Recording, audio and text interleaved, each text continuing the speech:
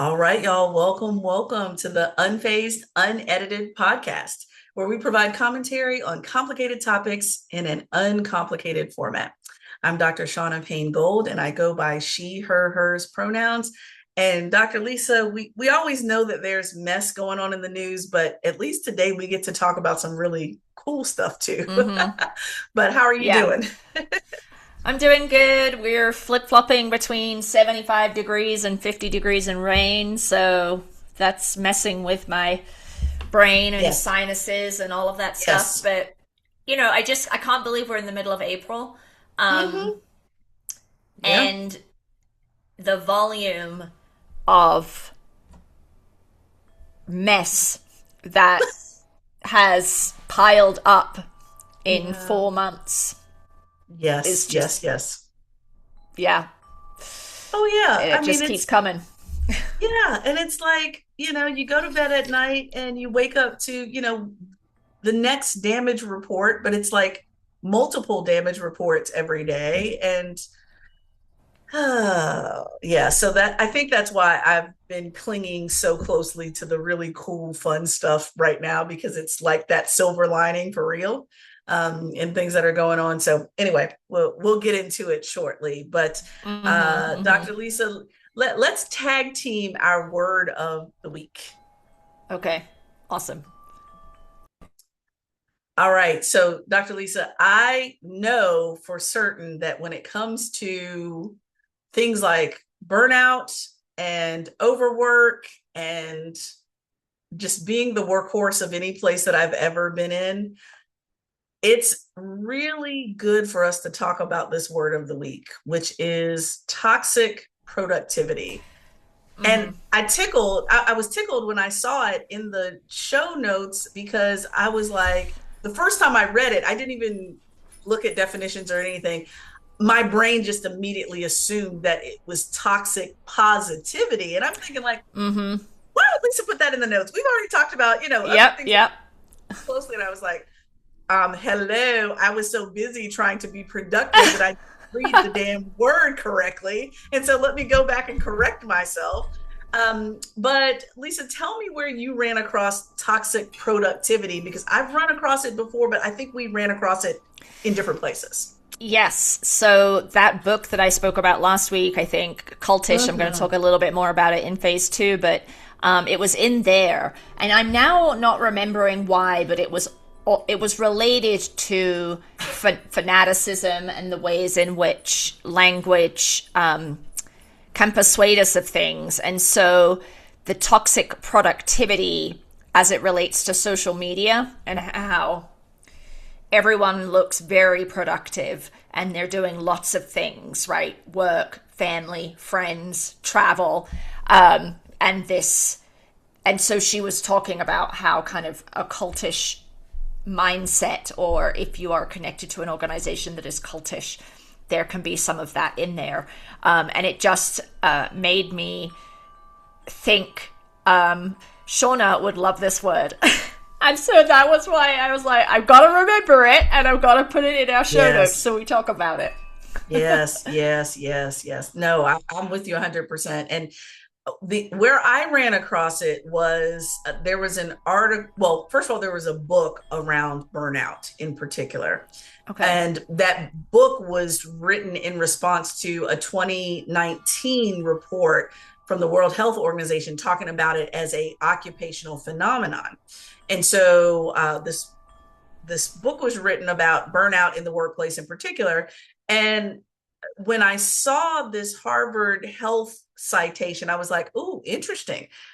Workplace burnout is not the same thing as toxic productivity, but toxic productivity can lead to workplace burnout. So it's the Yeah, that the makes road sense. to get you there."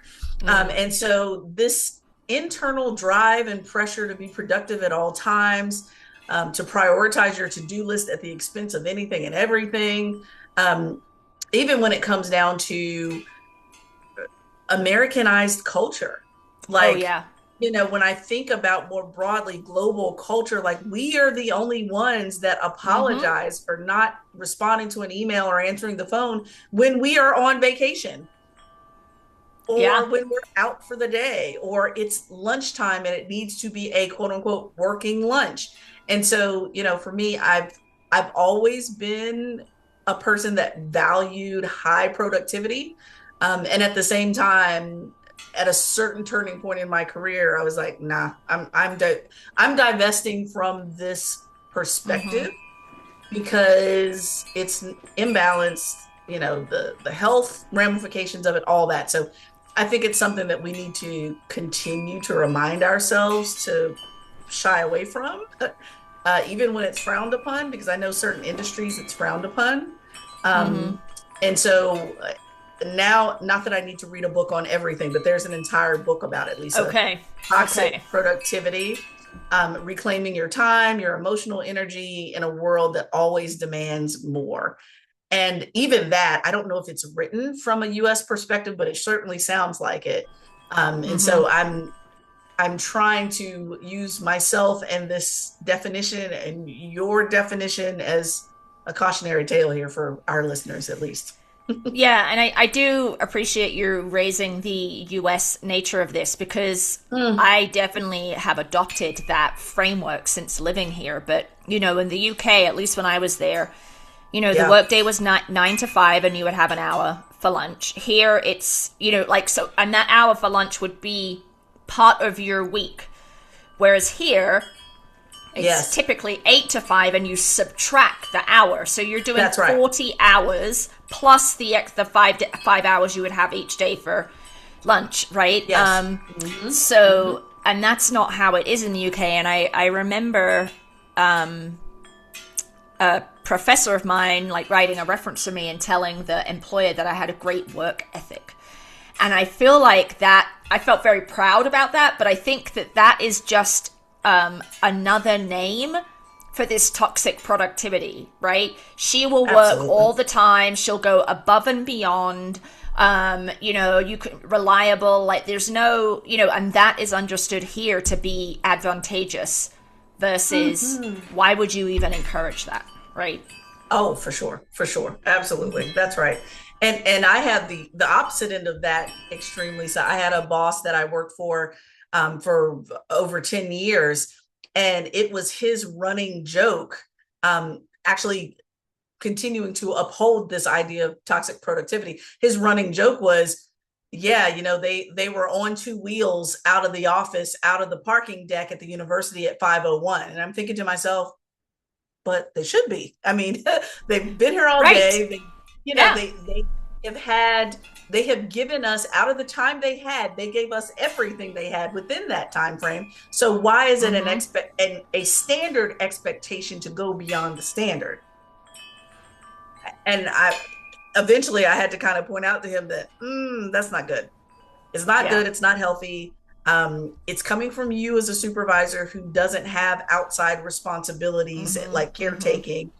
This could give very overbearing, toxic workplace A feel to hundred it. percent. Yeah. So anyway, I'll leave that there. But I just thought it was interesting that we brought this up. And look, y'all, I'll give y'all a little peek behind the veil here.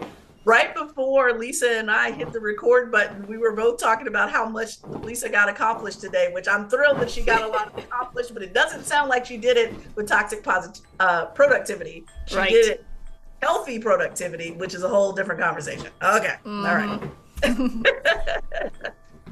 All right. Well, let's get into phase one. All right. So, phase one.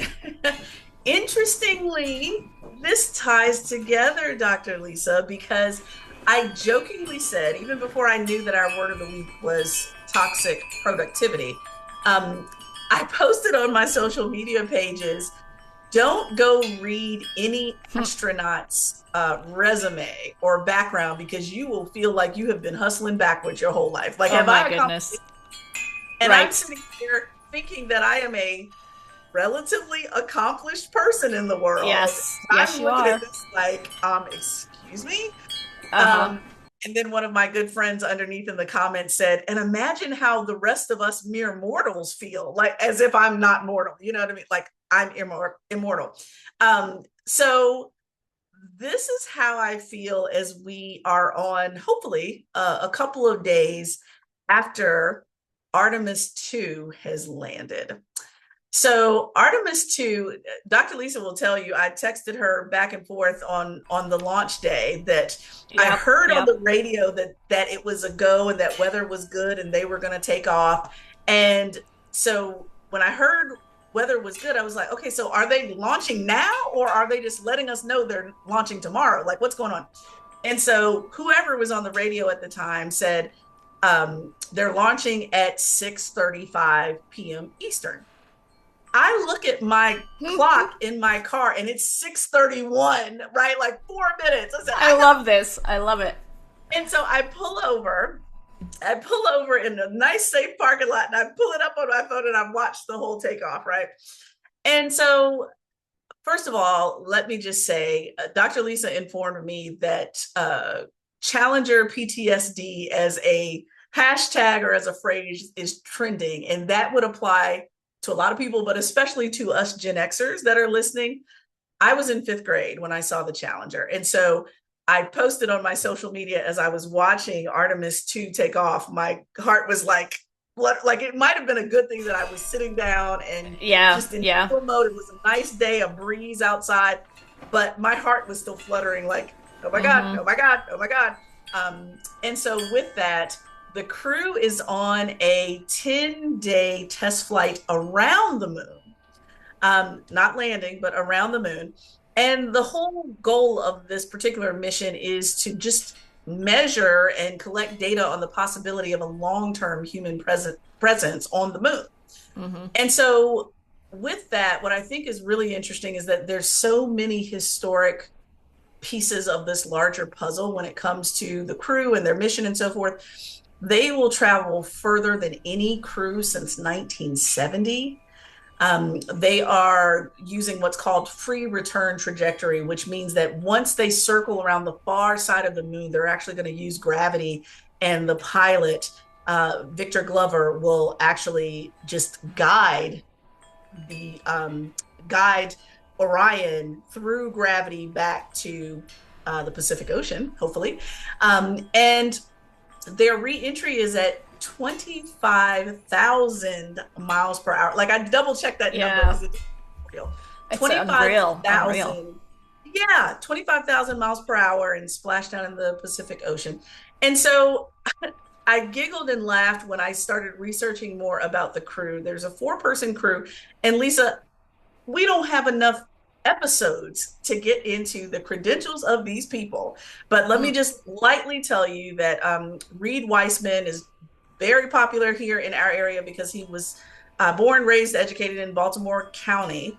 And so his elementary school was so happy and, got to watch everything at his school, which was really cool on the news. Victor Glover, who will be the first African American to travel around the moon, which I think is so fascinating and wonderful. What I think is interesting is that for his inspiration, this is a little bit of homework for y'all. Go read or listen to the spoken word of Gil Scott-Heron, Whitey on the Moon. It's an incredible reminder of lots of problematic whiteness in STEM and space during the Apollo era. And so the fact that a Black man uses that as his inspiration to be a pilot around the moon is mind-blowing. Christina Koch holds the record for the longest continuous space flight by a woman, 328 days. And she'll be the first woman to travel in lunar space. Now, this fact will upset Lisa greatly. Female astronauts not allowed by NASA until 1970. Gosh. The year I was born. Mm-hmm. And then we have our Canadian crew member, Jeremy Hansen. He's a colonel in the Royal Canadian Air Force, and he's making his very first space flight and will be the first Canadian to fly to the moon. So with all that being said, Lisa, I just needed to nerd out a little bit with you around this and the Mm-hmm. diversity that they're carrying as a crew and how I got them there. But they are just an incredible crew. And it's my hope that by the time this episode airs, they are back here with family, friends, loved ones, and looking at all the good data that they bring back to us, right? Yeah, I mean, it feels bittersweet a little bit. And here's Mm-hmm. why: because not too long before the launch of Artemis, there was a New York Times broke a story about Pete Hegseth intervening in the promotion of 4 people to 1-star generals in the army. I was going to say Mm-hmm. first star, single star. And I'm like, that's not right. Right, That doesn't right. sound right. 1-star Running general, hot and gas was the dangerous. 4 Yeah. people are 2 African American men and 2 women.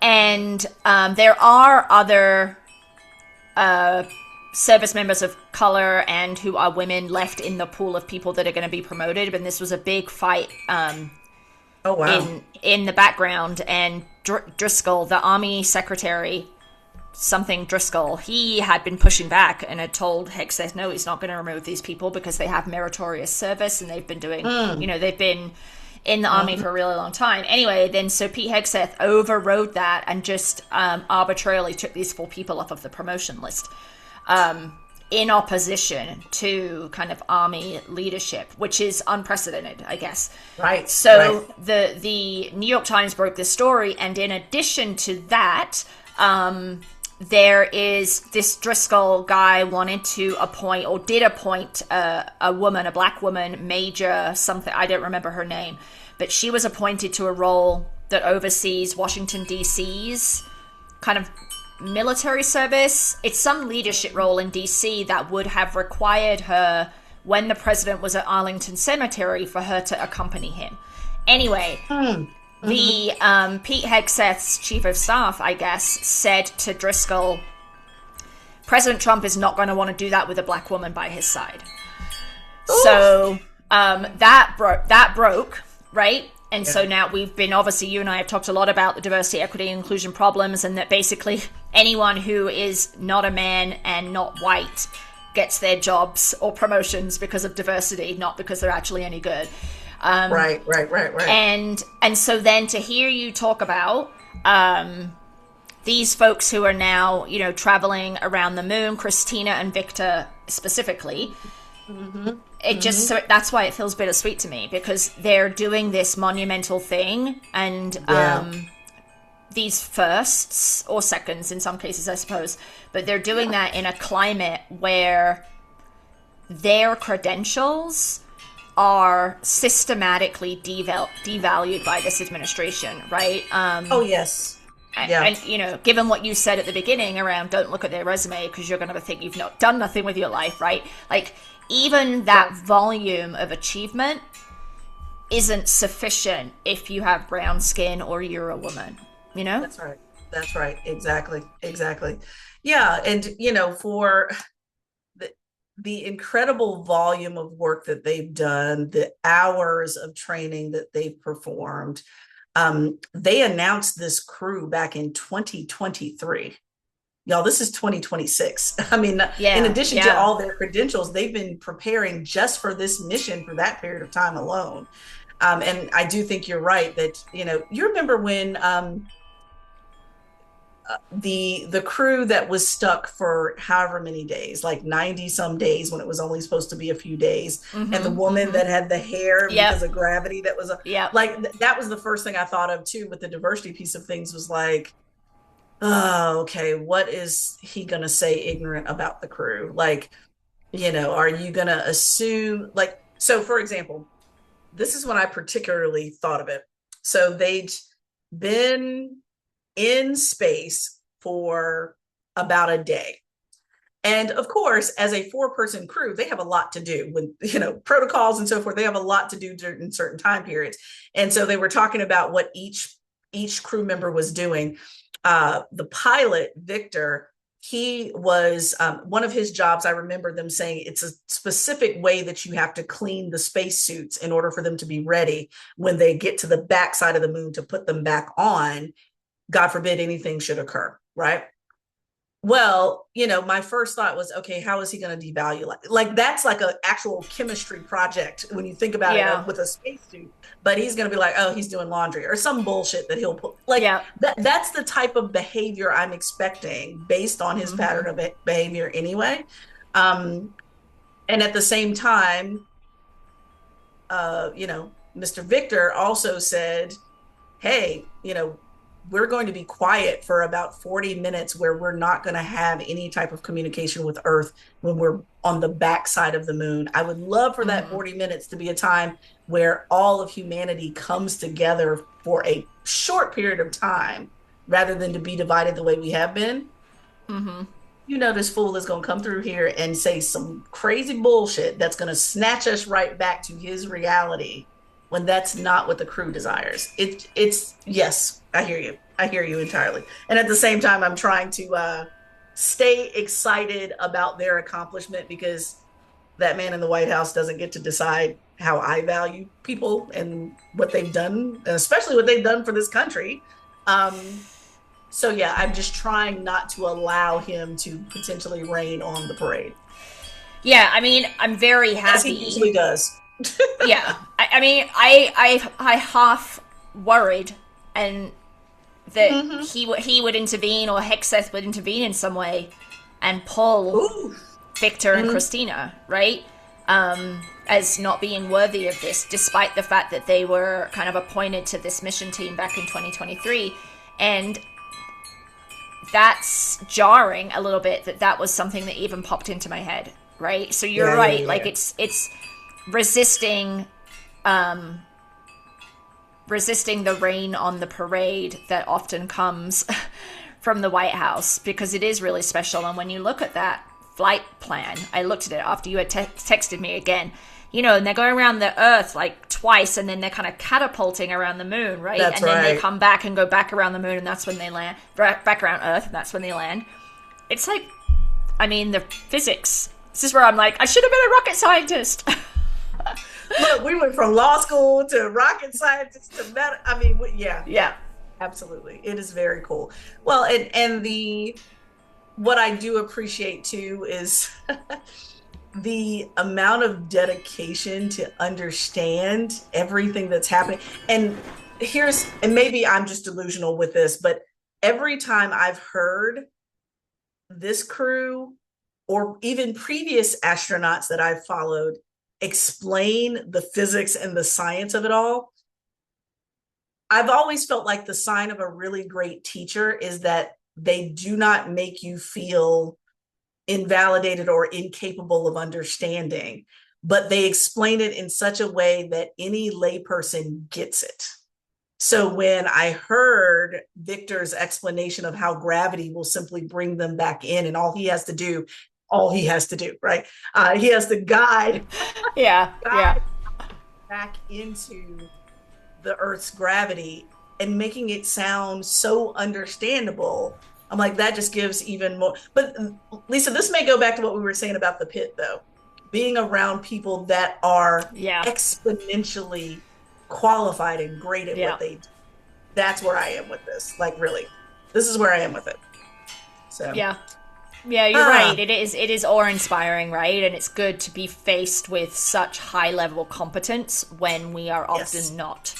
Yeah. That's right. That's right. Exactly. So we are and will continue to be excited about this accomplishment. Like I said, hopefully by the time this airs, they will be back at home looking at their great data. I read that the families are obviously always nervous, but yet excited. I know that Victor's church family is praying for all 10 days that he's away until he gets back, and they have families and loved ones. So we're rooting them on. Even Kendrick wore his NASA hoodie today. So Oh, I there you love it. I love it. go. All right, Lisa got us into phase two. Okay, so this is what I'd wanted to talk about last week, but we ran out of time, which is fine because I think that it could definitely keep us chatting for a little while. So, as I mentioned with the toxic productivity, I'm reading this book, Cultish, by Amanda Montell. It was published in 21 or 22, and the subtitle to the book is The Language of Fanaticism. And I heard her interviewed on Code Switch recently. Code Switch is an NPR podcast about race. And they were talking about her research and her work. She's a linguist. And so they were talking about how that's manifesting now in terms of dog whistles and racial epithets and the ways in which things are constructed linguistically around people's following of a certain someone, right? So the book is not about him. He is mentioned, but it was published at the end of his first term, right? So this, where we are now, had not yet happened. But she covers lots of different sections. So there's a section on Jonestown, Heaven's Gate, which I didn't know much about, and Scientology. Yeah, both of all three of those are like excellent. Yeah, and then she talks about multi-level marketing schemes, which are like Amway, right? Oh, yeah. Like pyramid schemes, or LuLaRoe is another one. There's several others. And then she also talks about fitness cults, like CrossFit, Peloton, Core Power Yoga, which was started in Denver and is very shady, and I did not know that. So the reason why it's called cult-ish is because there's like a set of kind of agreed upon elements that would allow us to call something a cult, and it's often tied religiously, right? But there are all of these organizations and groups and communities that have all of the same dynamics and the same linguistic telltale signs that are not technically cults. And so that's where the word, well, they're cult-ish comes from, right? So we talked about last week thought-terminating cliches, but she also talks about love bombing, which is where you just bestow all this like love and support on a person in an effort to get them to do what you want. And once they're in, right, then it changes. So like one example, you would have someone who wants you to start selling a product in one of these multi-level marketing schemes or whatever. So they would initially be like, Shawnee, you're so great. You've got such a great social media presence. I really think you would be wonderful. You're so personable and this could be great. Let's have coffee. Let me talk to you about it, right? And all like love, right? That's called love bombing. And then there's like also, it's all part of this ecosystem of loaded language, where the language is used as a tool to manipulate and get people to do what they want. And so there's all these different constructs that she identifies. But she also says that language doesn't work to manipulate people into believing things they don't want to believe.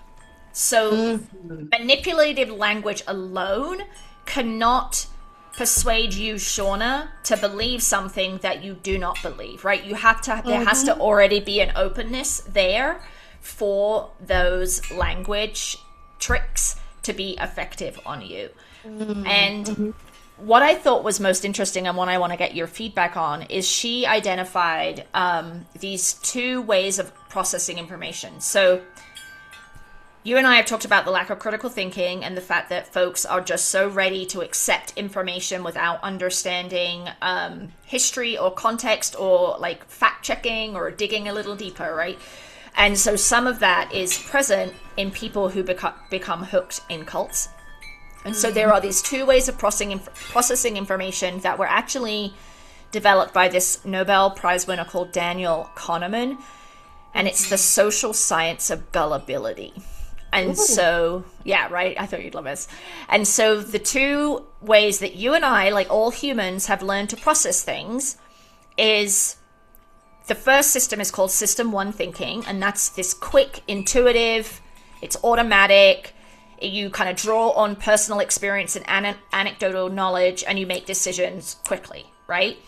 The second system, 2 thinking, which is the system that is least vulnerable to fraud or manipulation. This is slower, more deliberative, more rational, and it's a newer development. So as humans have evolved and the world has gotten busier and more intense, and there's more and more information coming at us, this System 2 thinking is a newer development to cope with that. So we would ask questions, investigate. So I would say you and I, Shauna, operate mostly on System 2 thinking. But it doesn't always work, because there are things like confirmation bias, which you and I have also talked about on this podcast. Oh, yes. And that can break or lead to dysfunction in system 2 thinking, and system 2 thinking people. So you might naturally be a system 2 thinker, but you don't have the tools or the skills to do it well. So maybe you have low literacy, maybe you have impaired cognitive functioning, or some other something, right? That means then you're not as able to do it, even though that's kind of how your brain works. And so there's these two systems of thinking, and she talks about how impulsivity is a common diagnostic indicator of people's vulnerability to fraud. And it's not 100% clear why some people have this spidey sense, why some people can detect fraud and others cannot. So the system 1 and the system 2 thinking doesn't explain it all, right? Like system 1 thinkers are more vulnerable, but not all of them.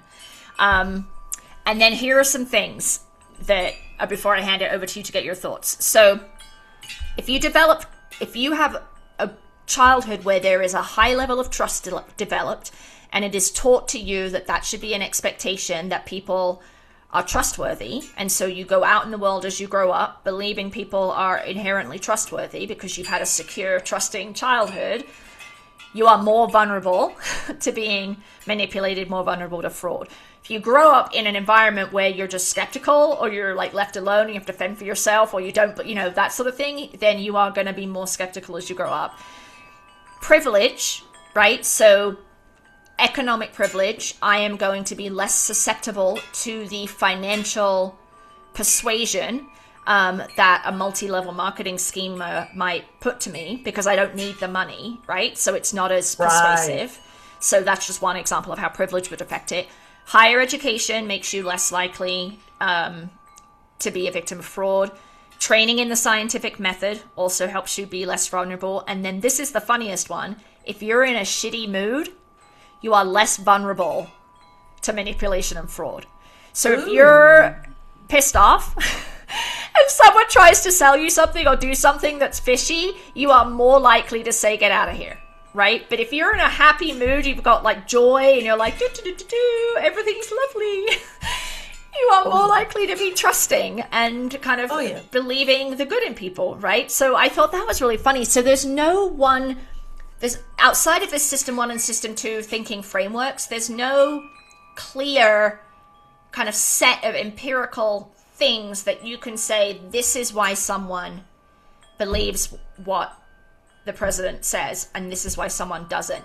Because the president's language, it's all throughout this book. She's not necessarily making that connection, but she'll talk about the strategies that like Scientology uses, or Jonestown uses, or the way that these charismatic leaders have pulled people in, and it's all him. So it's fascinating stuff. So I'm wondering what you're thinking about this system 1, system 2, and then kind of that list of vulnerabilities or protective factors. The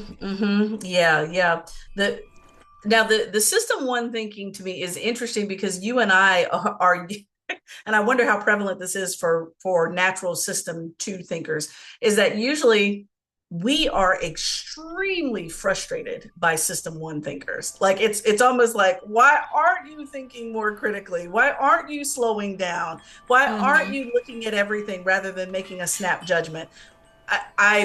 Yes, the system 2 thinkers are now that doesn't mean that system 2 thinkers are right all the time. That just simply means that our approach is different, as far as it kind of reminds me that system 1 thinking is like a sprint and system 2 thinking is a marathon. And we're like in the marathon, we're okay because we're still going to get there, but there's a strategy, and we're not going to just do whatever quickly, as far as, rapid fire decision making. Now, here's what's very interesting to me.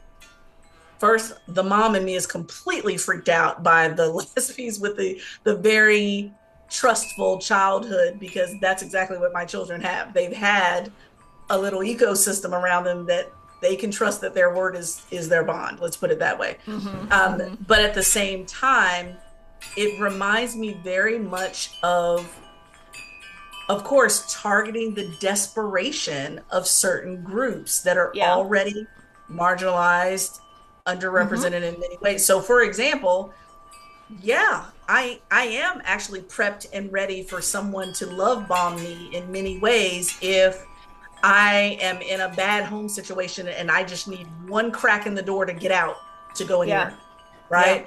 right? So that's another piece. And I'm so glad you made this connection on the training and scientific method piece because we just talked about astronauts here, but I'm just thinking Yeah. about people in general who like think about all the people around us that depend primarily on scientific method to do their job every day. So for example, and I'm not saying that they're not racist and sexist and all these other biases that happen for those folks that rely more so on scientific data and information to do their job, but I it's less about that anymore. It's more about the data. Like if the data says that you have high blood pressure, Lisa, yeah, we can talk about all the causes of that, but the data tells me what I need to do to treat you and support you, right? Versus, oh, well, I don't like that Lisa wears glasses, so I'm not going to treat her today. Like it's system two thinking that's required rather than system one. And so I always wonder about the people that, like, for example, my dad was an electrician for 40 years. Of course, you want someone that has empathy and compassion for people, but let's say it's the dead of winter, it's 10 degrees, and you need to shut off someone's electricity because they haven't been able to pay their bill. Well, the science of electricity would say, no, I'm not going to shut off their electricity in 10-degree weather. The science, first of all, even if I didn't care about a human being, this could create more problems with, wiring and all kinds of things. And it's smarter for me to wait until it's, I don't know, 55 degrees out because this person can still remain safe and it doesn't affect the hardware and so on and so forth, because scientifically I have the data to show that this is a better alternative. Well, somebody might be just like, I don't like you, you didn't pay your bill, and turn it off. And it affects more than just the individual. It may affect the entire grid that person is on.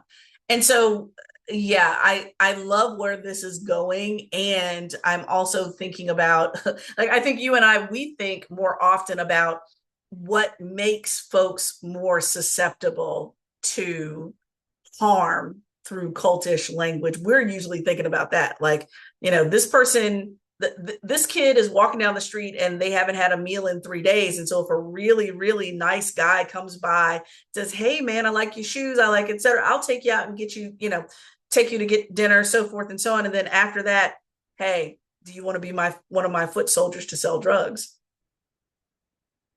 Of course, that kid is more susceptible because they haven't eaten in 3 days. Their home life may have major challenges. And so they're open to making a quick system one decision based on what prepped them to get to that point.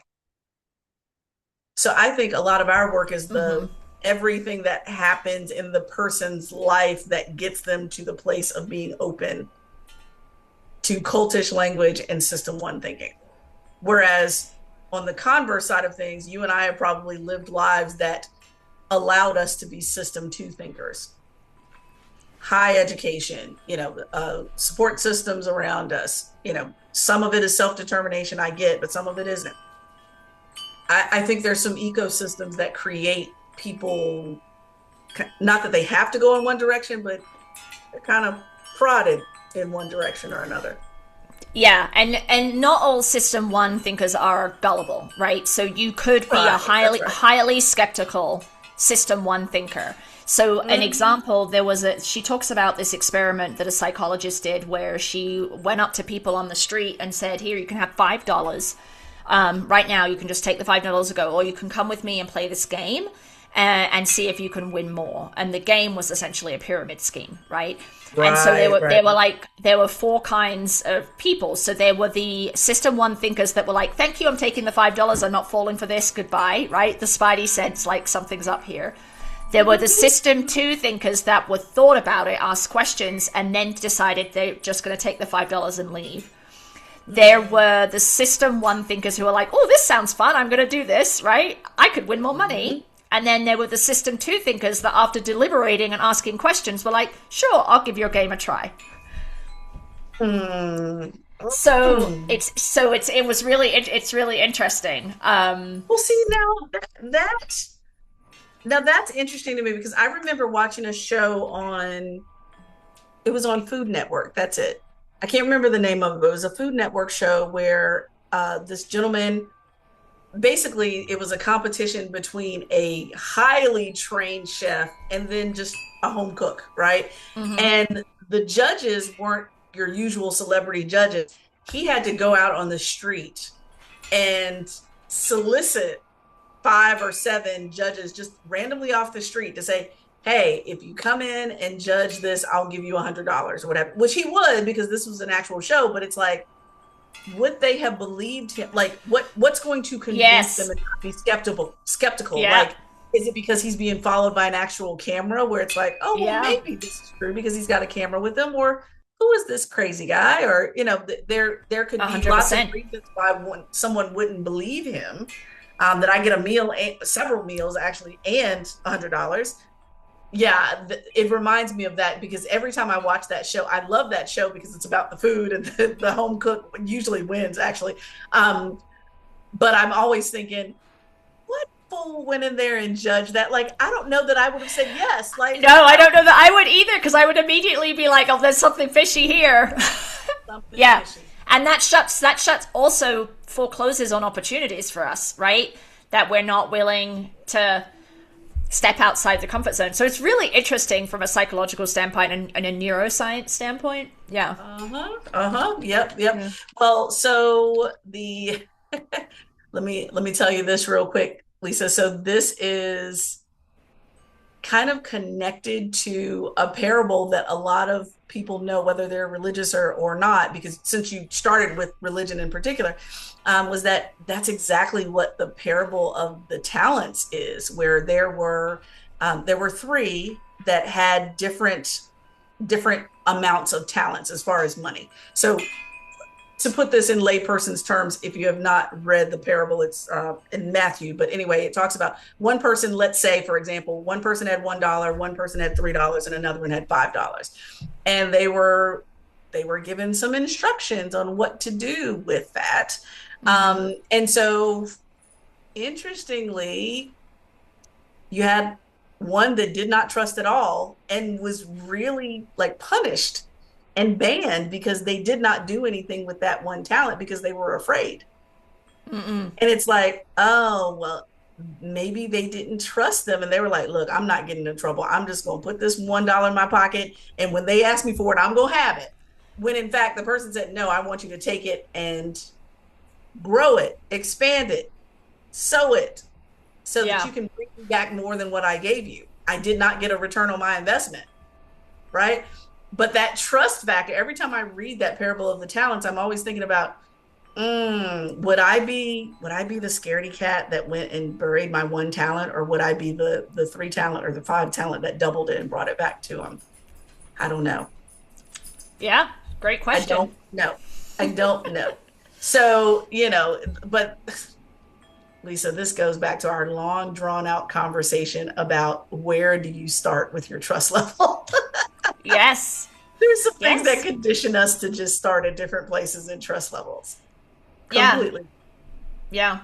Yeah, she does a pretty good job of like addressing racial disparity in the ways in which whiteness is elevated and the love bombing and all of the stuff around that. Mm-hmm, But mm-hmm. it does make me wonder around like generational trauma and generational distrust, that whether or not there are actually